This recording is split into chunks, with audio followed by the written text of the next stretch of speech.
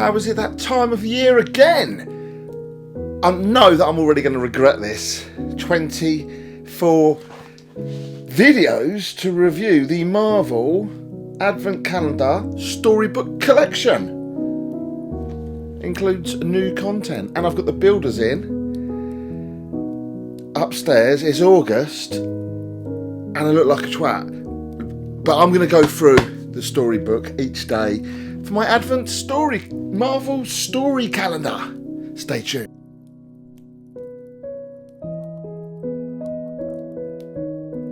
So here we go then. Yes, do you love that was my Bing Crosby. Merry Christmas. Lovely setting that I have here. So I got this for $9.99 from Asda. 24.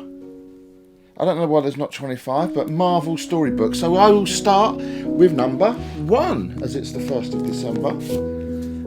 So they all come in this. This was $9.99 from Asda. I thought this was a really good purchase. Bought it way before Christmas. They come in these little packets. And I'll do some close-ups as well as I go through the stories. I won't do an introduction on everyone, don't worry. Little packet there. First story for today then is Loki, enemy number 1. So if you're sitting comfortably, I shall begin. I don't know why I keep saying that. Anyway, Loki, enemy number 1 for the 1st of December. Hello. I am literally going to read a story, so if you don't want to watch these videos, just skip past them. Hello. I know this calendar, and I really hope that he's having his lunch in his van at the minute, and I don't want him to come back and see me doing this. Hello, I know this calendar has a lot of stories in it, but this is the only one you really need. It is, after all, about the greatest hero of all time, me, Loki. What story should I tell you? I have so many good ones. There's the time I humiliated Thor, the time I beat all of the Avengers, maybe the time I beat up the Hulk. Wait, I know. What's a good hero without a great enemy? Anyway, this is a good point actually. I might get out, see if I've got a Funko of all the characters in the story, and I'll show you the Funko as well during the video. Anyway, I'll tell you the story of my greatest foe, a real dastardly villain. These are not that long, don't worry. Anyway, once upon a time, giant wolves with terrible teeth and claws like knives attacked the lands outside of Asgard. Oh dear. Things had become so bad that a group of Asgard's greatest hunters were gathering to go out and hunt the wolves. My brother Thor, being more brave than bright, wanted to join them, but they told him he was too young. You're the Prince of Asgard, I told him. You don't need their permission. Let's go together, brother, and win the glory for ourselves. Thor agreed. He went, okay, fuck it. And so we went. He doesn't say that bit. On the way, I had the best idea for a prank. I replaced Thor's sword with a trick sword. He's a prankster, that Loki. And this trick sword would soon break as soon as he started fighting. The wolves would almost certainly eat him. Now that is a practical joke. It should have been a great joke. Then she had to come along and ruin everything. Who's she? This farm girl with long blonde hair, fighting the wolves with a stick. Of course, Thor just had to help her. Thor being Thor. My plan worked perfectly. As soon as Thor hit one of the wolves with his sword, the whole blade shattered. He would have been helpless, except here came that girl with her stick. First she defended him, then they started working together. Thor asked me to help, so I had to pretend. I threw a fireball that went sailing off into the sky, nowhere near the wolves. Imagine my surprise when the hunters from Asgard saw it and came to save us. Oh, joy.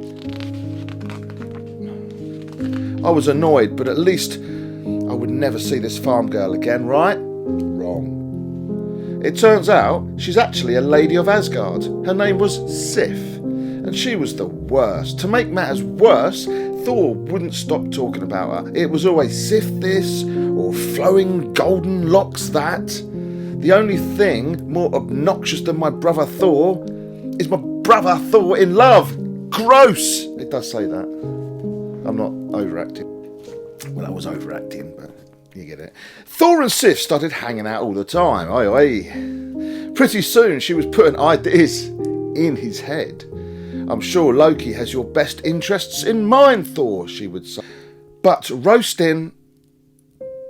Oh, marshmallows.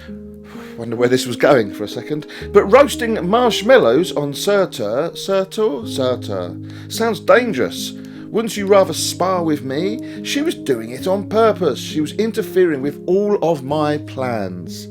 I had to find a way to make her stop. But the genius I am had the perfect plan. In the middle of the night, I would use magic to steal every strand of that beautiful golden hair. That is evil. Thor loved the hair so much.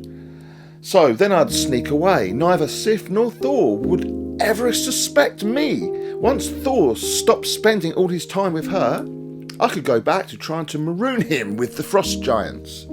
It almost worked too.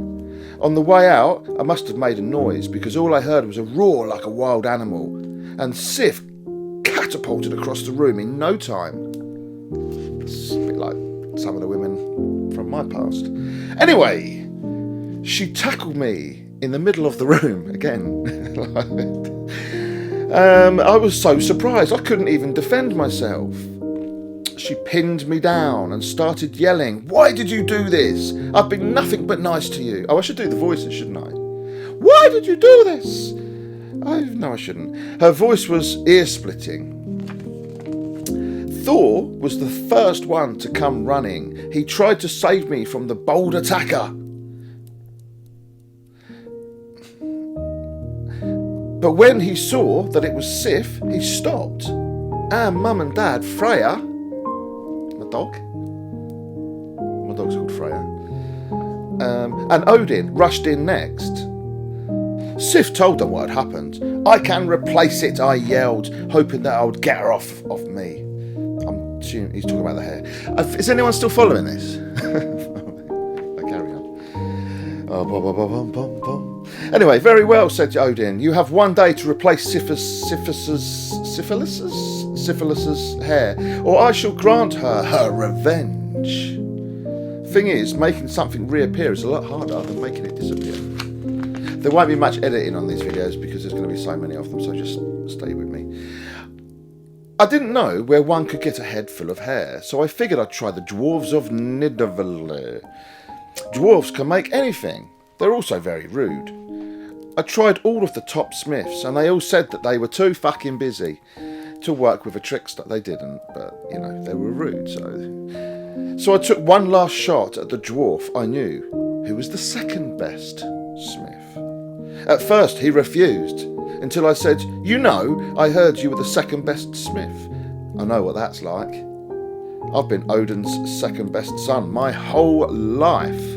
Maybe if we work together, we can both be the best today. That got his attention. He started working right away. "Fuck it," he said. Wouldn't you know it? A few hours later, he had made a crown with a head full of blonde hair. He handed it to me saying, "All you need to do is place this on their head and they'll have a full head of blonde hair again. Now, about my payment." I didn't say anything about payment. I laughed, snapped my fingers, and disappeared. What a chump. Yes, chump. Not the other C word that rhymes with that. When I got home, I called for a little ceremony, so that all of the gods could appreciate my genius and see Sif's shiny head. I'm not saying anything. I placed a beautiful crown on Sif's head, saying, "I, Loki, Prince of Asgard and God of Mischief, humbly apologise to you, Lady Sif, for taking your hair. To make amends, I replace it with this finely crafted crown and hair." Beautiful. Unfortunately, the dwarven smith had enchanted the crown a little. Knowing that I might betray him, He tricked the trickster by the looks of it. Since I had not paid, Sif's golden locks turned raven black.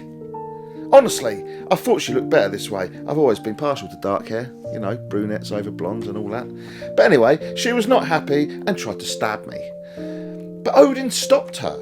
Loki swore, "Fuck off!" Oh no, Loki swore he would replace your hair.